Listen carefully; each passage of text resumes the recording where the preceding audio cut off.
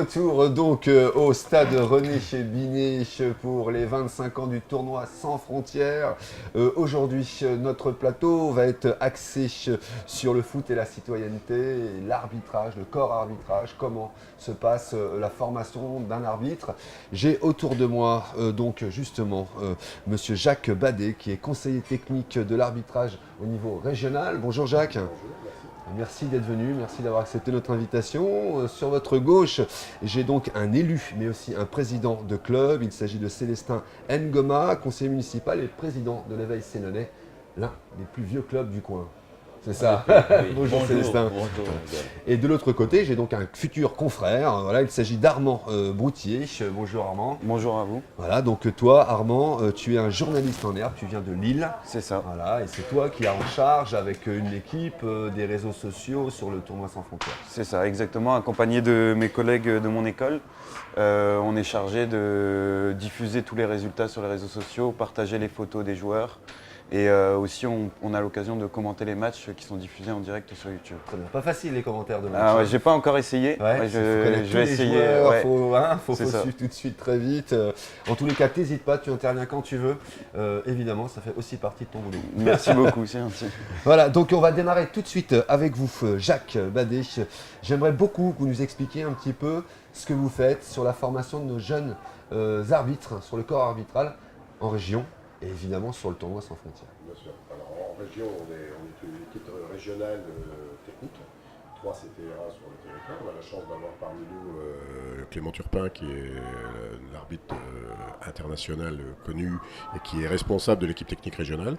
Et puis, avec un ensemble de bénévoles au sein des commissions régionales et des commissions départementales, on a tout un plan de formation qui est à la fois basé sur la préparation physique de nos arbitres, leur préparation technique, leur connaissance des lois du jeu, et également on leur fait aborder une approche de la personnalité, de la gestion des émotions, de la prise de responsabilité, au sein du respect des règles et du travail de groupe, du travail d'équipe, parce qu'il faut bien comprendre que les arbitres, même si c'est une activité très solitaire parfois, c'est un travail d'équipe toute la saison, avec des arbitres qui se rencontrent parfois que le week-end. Et donc on essaie de temps en temps de les réunir en stage. Et les 4 jours d'aujourd'hui nous servent également de support pour former les plus jeunes arbitres de niveau district ou de niveau ligue à pouvoir connaître un petit peu un football plus rapide, un football plus technique. Et puis... Et justement, est-ce que de ce corps arbitral que vous gérez sur la région, on arrive à sortir des futurs professionnels de l'arbitrage ? Les professionnels, pour le moment, ce n'est pas notre objectif premier. Notre objectif au niveau régional, c'est d'emmener les arbitres de district le plus haut possible dans la région, de les former et de pousser les meilleurs vers la fédération. Et la fédération, il y a 2 filières pour nous. Soit les plus jeunes sont les jeunes arbitres de la fédération, et puis les plus anciens vont passer par la filière Fédéral 4 pour monter les échelons progressifs de Fédéral 3, Fédéral 2, Fédéral 1 pour devenir arbitre de Ligue 1 et peut-être un jour être professionnel. Donc on en parlait tout à l'heure, il est clair qu'aujourd'hui le parcours minimum c'est une dizaine d'années entre j'ai commencé à être arbitre sur un terrain et peut-être un jour je serai arbitre professionnel. Célestin, vous gérez un club historique dans le Sénonais. Vous avez à votre charge aussi en tant que président la gestion du club, la gestion des gamins, la gestion des jeunes adultes et la gestion des adultes, parce que vous avez plusieurs niveaux dans votre club. Comment on emmène la citoyenneté autour du football dans votre club ? Alors, c'est vraiment un travail de longue haleine. C'est surtout la citoyenneté, on l'amène à travers du vécu. C'est un travail au quotidien, de tous les jours. Pour moi, je parle déjà pour mon cas personnel, cette citoyenneté passe d'abord à travers l'exemple. Parce que si vous n'êtes pas exemplaire, alors ça ne sert à rien de donner des leçons. On peut apprendre toutes les définitions du monde du dictionnaire, mais ça ne vaut pas exemple. Il faut être un peu exemplaire. Bien sûr qu'on est des humains, bien sûr qu'on est appelé parfois de temps à autre à hausser le ton, mais très souvent quand on hausse le ton, c'est pour réprimer peut-être un acte qui n'a pas lieu d'être. Et ça m'est arrivé d'engueuler même les plus grands. Et oui.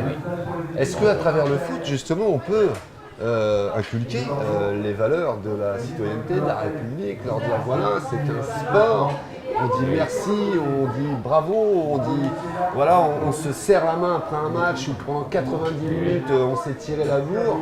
Comment voilà, on arrive à mettre le curseur au même niveau entre la passion, on parlait tout à l'heure de maîtrise de l'émotion. Comment on arrive à faire ça alors pour vous à l'arbitrage, mais aussi pour les joueurs? Non, bah, c'est vrai qu'aujourd'hui, bon, il y a des protocoles d'avant-match, des protocoles d'après-match qui nécessitent, qui ont été imposés et qui quelque part devraient être inculqués, mais naturels, c'est-à-dire de se saluer avant le match, de se saluer après le match, de savoir qu'il y a la passion de la rencontre et que autour de la rencontre, on est capable de l'analyser sereinement, de parler sans agressivité et toutes ces choses-là. Et c'est vrai que c'est une véritable école de la vie pour nos arbitres, nous, parce qu'on les voit arriver jeunes, un peu timides, un peu impressionnables parfois, et puis on leur apprend qu'il y a la politesse, qu'il y a le respect, mais qu'il y a aussi la capacité à se faire respecter, la capacité à avoir une posture respectueuse des autres. Et donc on travaille là-dessus. Alors il y a des dérapages, que ce soit extérieur ou intérieur au groupe des arbitres, il y a toujours des dérapages. Mais notre travail éducatif, il est là. Et on travaille en collaboration aussi avec les éducateurs de clubs, avec les éducateurs de la commission régionale, de la commission technique régionale. Et il n'y a pas de disparité entre nous. C'est-à-dire qu'on a le même objectif, on a les mêmes objectifs, on n'a juste pas toujours le même public. Voilà. Donc on travaille également avec les dirigeants, maintenant au niveau de la Ligue. Donc il y a de la formation pour les dirigeants, de la formation pour les éducateurs, de la formation pour les arbitres. Et on essaie de travailler en collaboration. Célestin, le district, comment il intervient dans les clubs? Est-ce qu'il vous donne des clés? Est-ce qu'il vous dit voilà? On assiste, il y a quand même des réunions, des campagnes qui sont organisées de temps à autre, et puis pour essayer d'avoir quelques clés pour ne pas surréagir quand il y a. C'est facile à dire, mais c'est toujours des épreuves. Quand il y a une action, on va essayer de dire aux autres de se calmer, de prendre tout sur soi, et puis on attend la fin, on aura peut-être à s'expliquer, et puis voilà, tranquillement. Et justement, parlant de la citoyenneté, le jour de l'ouverture, nous étions là devant vos tentes, et puis il y a eu un groupe de jeunes, des groupes de jeunes qui passaient, mais qui m'ont aperçu. J'étais debout avec pas mal d'officiels, et ces jeunes-là sont venus vers nous. À chaque fois, ils venaient. Monsieur Ngoma, bonjour. Monsieur Ngoma, bonjour. Et puis, vous voyez, le respect, vous voyez, c'était. Bon, les autres étaient un peu étonnés, mais moi, je n'étais pas étonné. Parce que, comme vous venez de le dire, c'est maintenant un rituel. Avant et après le match, on doit se saluer. Dire bonjour, c'est important. C'est la base, du respect de la citoyenneté. Ouais, c'est une base. Oui, puis le sport reste aussi un outil de mixité sociale et obligatoirement, tout le monde applique les mêmes valeurs, respecte les mêmes valeurs, se respecte au sein d'une équipe. Il y a véritablement de l'amitié entre toutes les personnes qui sont dans l'équipe. Donc c'est l'esprit d'équipe. Après, les difficultés aujourd'hui, elles sont d'une équipe vis-à-vis de l'autre. Et on se rend compte que finalement, quand les matchs sont terminés, dans la majeure partie des cas, il n'y a pas d'animosité entre les différentes équipes. Armand, j'aimerais ta réaction là-dessus et puis éventuellement des questions peut-être. Oui, le respect, c'est la première valeur du sport, du football en général. Je pense que dès le plus jeune âge, c'est ce qu'on nous apprend et c'est important de respecter que ce soit les coéquipiers, mais aussi les adversaires et aussi le corps arbitral.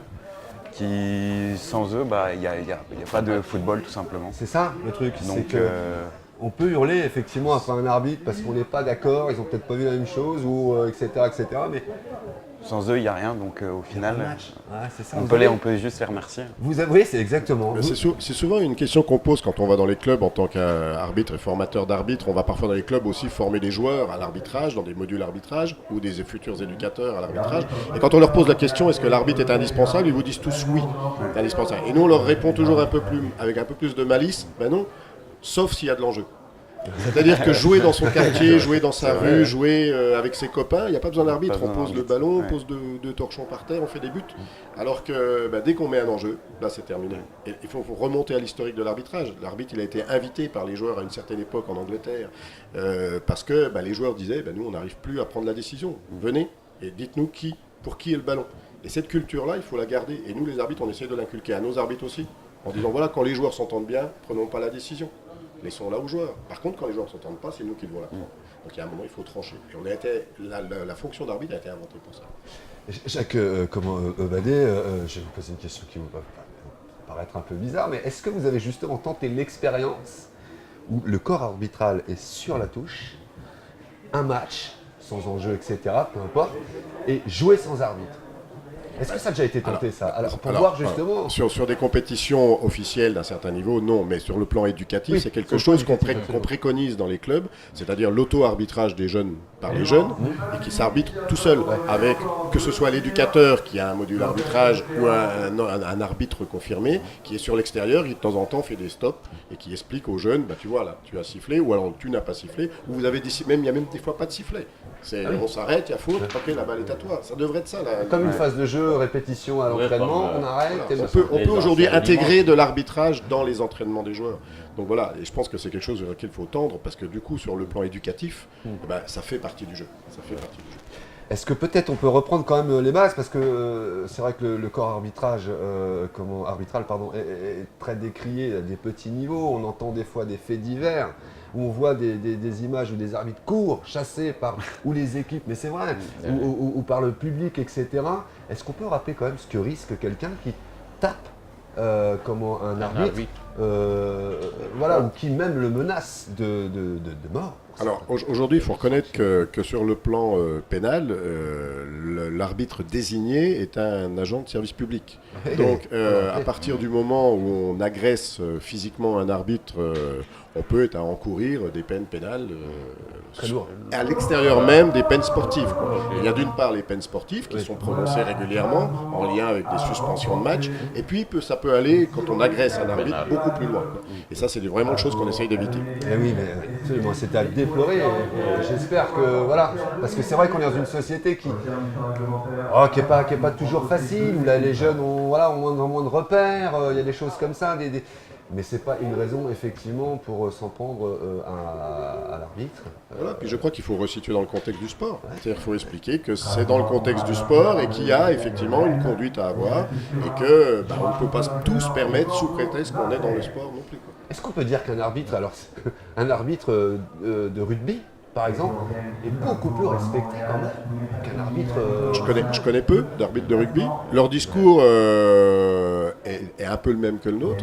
Il y a également des difficultés parfois. Maintenant, je ne connais pas assez ce sport pour vous dire s'ils en ont beaucoup ou pas. Parce qu'ils disent rien, bon, les rugbyman. Et pourtant, Oui, ça y va, mais il faut se dire aussi que bon, c'est vrai que dans le rugby, il y a des enjeux, mais le foot reste quand même le sport le plus populaire partout, dans n'importe quel coin du monde, on retrouve le foot. Mais j'avais une petite question à vous poser, parce que j'avais remarqué, au niveau national, qu'il y a un certain nombre d'arbitres qui ne font que la touche, mais jamais le centre.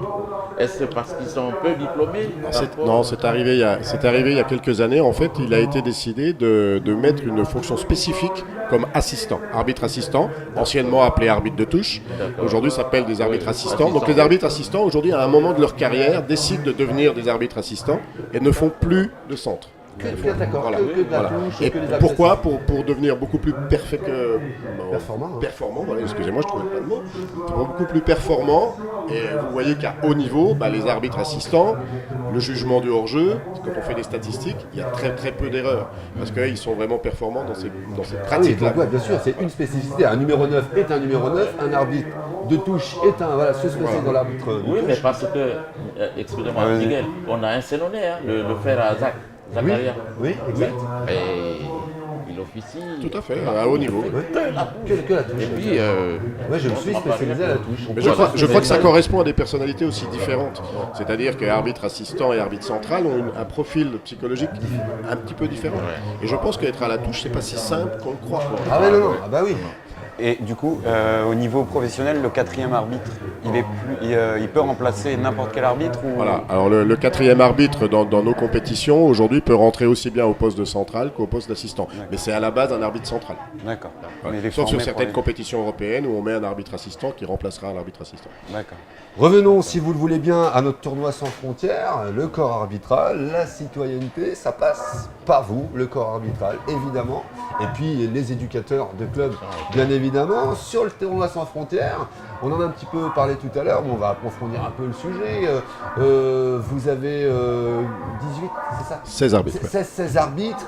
Comment vous, sur ce tournoi-là, comment vous les travaillez? Comment, voilà, qui est sur les matchs, vous dites tiens, celui-ci, le 8e de finale démarre, on va peut-être mettre celui-ci, il a un profil plus adapté ou comment vous bossez Déjà dire que je ne suis pas seul pour les encadrer. On a une équipe de bénévoles et les arbitres eux-mêmes bénévolement sont ici pour se former. Ces formateurs sont des formateurs des différentes commissions d'arbitrage départementales et régionales qui sont ici pour les encadrer, qui ont des consignes et qui sur chaque match vont aller observer les différentes prestations des arbitres et estimer si cet arbitre a des points de progrès à mettre en place sur les rencontres suivantes.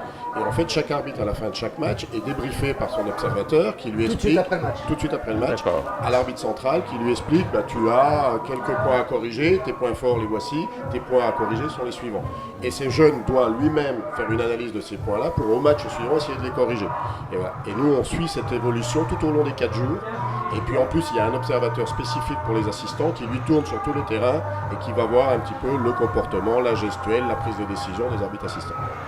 Ça, c'est impressionnant de devoir. Mais il y a du boulot derrière, parce que quand on se pointe devant un terrain, on ne se rend pas compte le travail qui est fait en amont et puis dans les coulisses, etc. Oui, parce qu'on ne voit que les joueurs. On ne voit que les joueurs, pas beaucoup les arbitres. Et puis, mais il y a tout un travail, même psychologique aussi. C'est pour ça qu'aussi nous on reste ouvert à l'échange, parce que c'est-à-dire qu'à la fin des rencontres, on aime bien que les éducateurs, s'ils ont quelque chose à dire, plutôt que d'aller le dire à ces jeunes qui sont quand même en formation et qui psychologiquement ne sont encore que des adolescents, voire parfois des enfants, se trouvent face à un adulte qui leur parle et on préfère généralement que cet adulte vienne nous parler à nous expliquer et que le message soit transmis de façon plus pédagogique que de façon conflictuelle ou passionnelle. Vous disiez tout à l'heure en préparation, c'est pareil, ils ne sont pas forcément habitués au public. Là, il y a un public, il y a des équipes du monde entier. Je peux vous dire qu'on entend comment on les prépare. Est-ce qu'ils font abstraction pour certains, c'est vrai que c'est tout nouveau pour eux. Puisqu'on est clairement avec des jeunes qui n'ont jamais connu ces ambiances-là, qui n'ont jamais connu cette pression-là, ce rythme-là. Et puis on a quelques-uns qui viennent sur le tournoi depuis 2-3 ans, qui sont déjà dans des sections sport-études, qui ont peut-être plus d'expérience de l'arbitrage parce que formés tous les jours à l'arbitrage, à ces confrontations, et qui arrivent à maîtriser un peu plus la situation. Voilà. Mais on a des belles surprises chez ceux qui ne sont pas dans les sports-études également et qu'on découvre. Et donc nous, c'est aussi une pépinière de détection en plus de la formation. Armand, Ouais. vous allez faire un petit sujet éventuellement, ou prendre des photos. Vous allez faire un petit focus sur le corps arbitrage. Oui, avec notre école, on a un nouveau média, Sport Business Mag, et on va écrire des articles sur le tournoi, sur toutes les équipes, et c'est vrai que c'est prévu qu'il y ait un article sur le corps arbitral, toute la formation, tout ça, parce que c'est vrai qu'on parle beaucoup des jeunes joueurs qui vont finir professionnels, quelques-uns, enfin je ne parle pas de tous, mais il y a peut-être aussi quelques arbitres qui passeront plus tard à la télé, qui sont ici et qui seront peut-être aussi professionnels.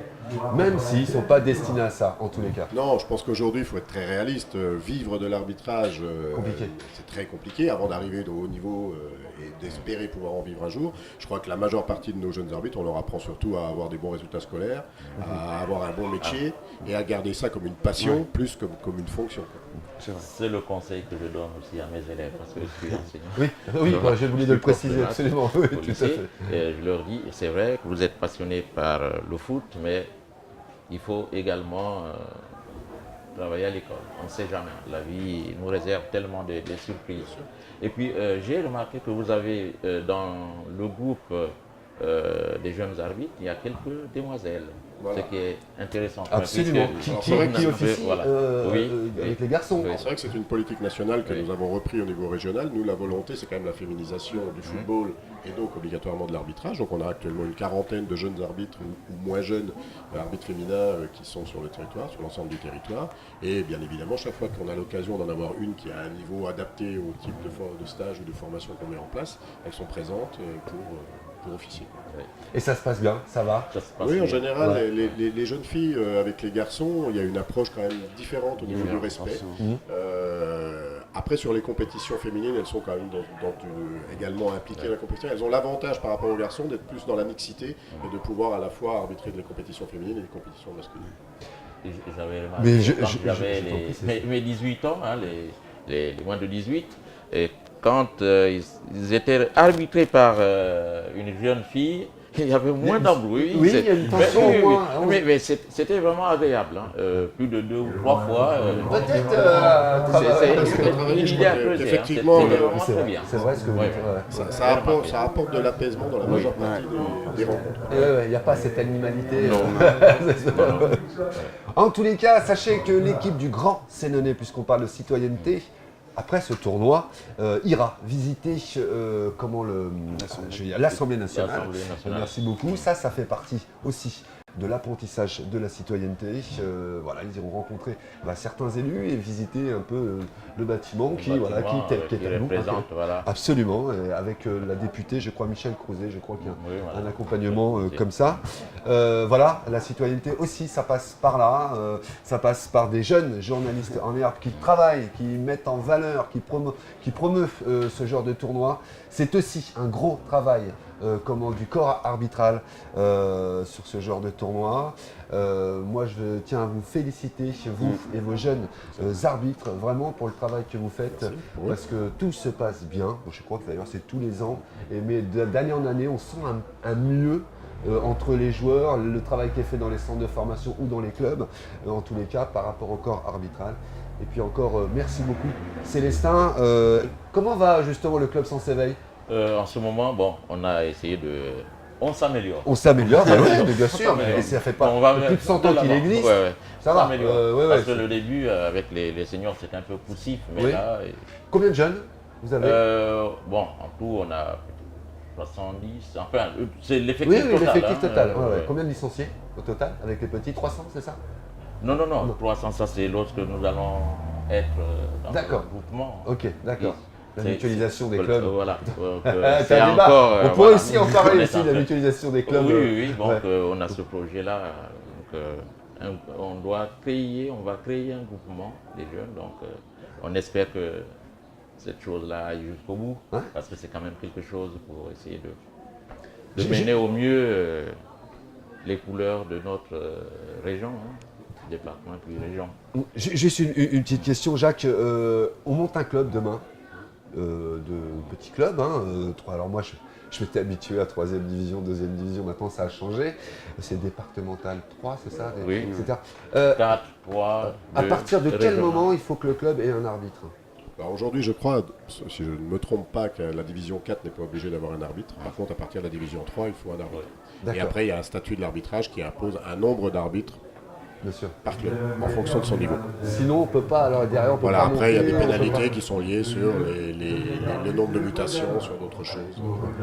Voilà, mais ça c'est bien de le répéter pour ceux qui cherchent des arbitres. Alors c'est pareil, si vous cherchez des arbitres, etc., les clubs et autres, on s'oriente aussi sur votre Aujourd'hui, un jeune qui se dirait, ou un moins jeune d'ailleurs, parce qu'on peut commencer l'arbitrage quand on est adulte déjà, qui souhaiterait devenir arbitre, il suffit qu'il prenne contact avec sa ligue ou avec son district et qu'il laisse ses coordonnées, et à partir de là, nous on les recontacte. Et régulièrement sur les sites internet de la ligue ou des districts, il y a des campagnes de formation des arbitres, et là bientôt en avril vont commencer 3 jours de formation sur 2 centres, sur Grand-Villard et sur Autun, pour former des jeunes arbitres ou des moins jeunes en 3 jours à devenir arbitre de district, premier niveau, et puis on les suivra après. Et certains ont commencé en avril et sont là aujourd'hui.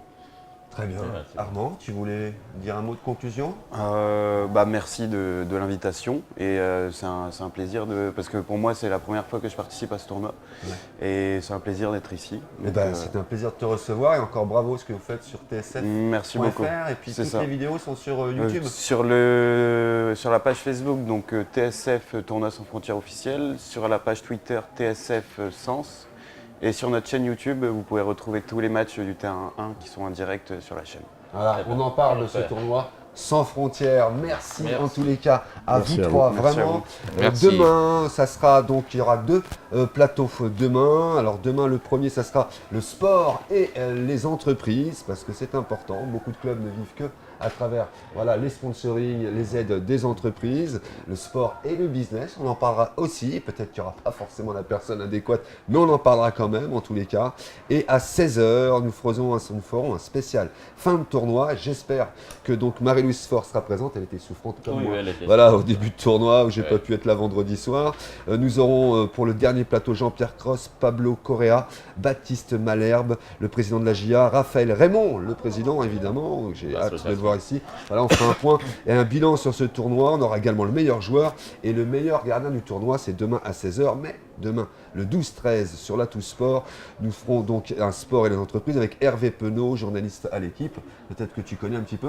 Oui. Ouais, voilà, donc il sera présent. Michel Crouzet, député de l'Union qui sera là. Pascal Charot, qui sera présent, directeur donc de l'entreprise Charot. Et on aura 2 coachs aussi pour parler de tout ça. Merci à vous, bravo aux équipes techniques qui ont résolu un petit problème son tout à l'heure. Bravo à Yann, bravo à Frédéric, bravo à Sébastien, bravo à Dimitri. Encore merci à vous. On va aller regarder un peu de foot. Merci. Voilà, puis on ira faire un petit tour avec nos caméras si vous nous l'autorisez, voir l'arbitre, le corps arbitral du tournoi. Ouais. Très bien. Allez, à demain. Ciao, ciao. Et là, on repart Merci. avec les matchs derrière. Ciao. Merci à vous. Bye bye. Alors, là.